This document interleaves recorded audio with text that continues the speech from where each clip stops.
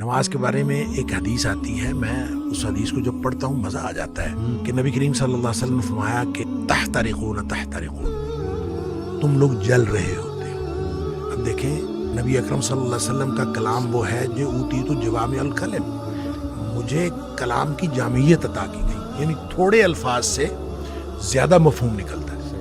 وہ اللہ کے نبی دہرا رہے ہیں تحترقون تحترقون، تم جل رہے ہو، تم جل رہے ہو، گویا گناہوں کی بھٹی میں جل رہے ہو۔ حتی اذا صلیتم الفجر، یہاں تک کہ تم فجر کی نماز پڑھ لیتے ہو، غسلتھا، وہ اس کو دھو ڈالتے ہیں۔ ثم تحترقون تحترقون، پھر تم نکلتے ہو تو پھر وہی دنیا ہے، وہی گناہ ہیں، وہی آنکھیں، وہی سماعتیں، کہاں کہاں تم پھر رہے ہو اور گناہ ہو رہے ہیں۔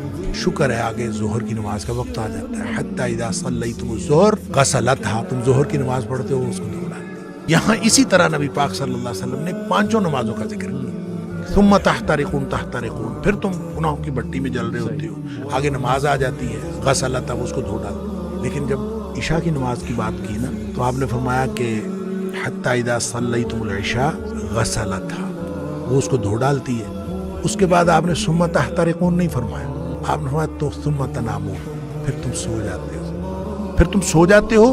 فرمایا پھر کچھ نہیں لکھا جاتا، یعنی پھر گویا وہ جو گناہ ہو رہے تھے وہ گناہ ختم ہو گئے۔ سوئے ہوئے کے آدمی کا تو کچھ نہیں لکھا جاتا، سوئے ہوئے سے قلم اٹھا لیا جاتا، تمہارے اوپر کچھ نہیں لکھا جاتا حتی تستيقظوا، جب تک تم جاگ نہ جاؤ۔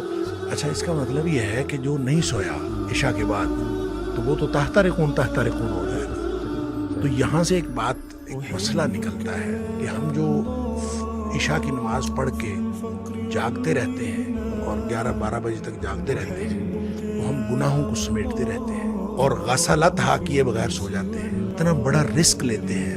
اس لیے نبی پاک صلی اللہ علیہ وسلم نے حضرت ابو ہریرہ رضی اللہ تعالیٰ عنہ کو فرمایا تھا کہ ابو ہریرہ سونے سے پہلے وتر پڑھنا نہ بھولنا۔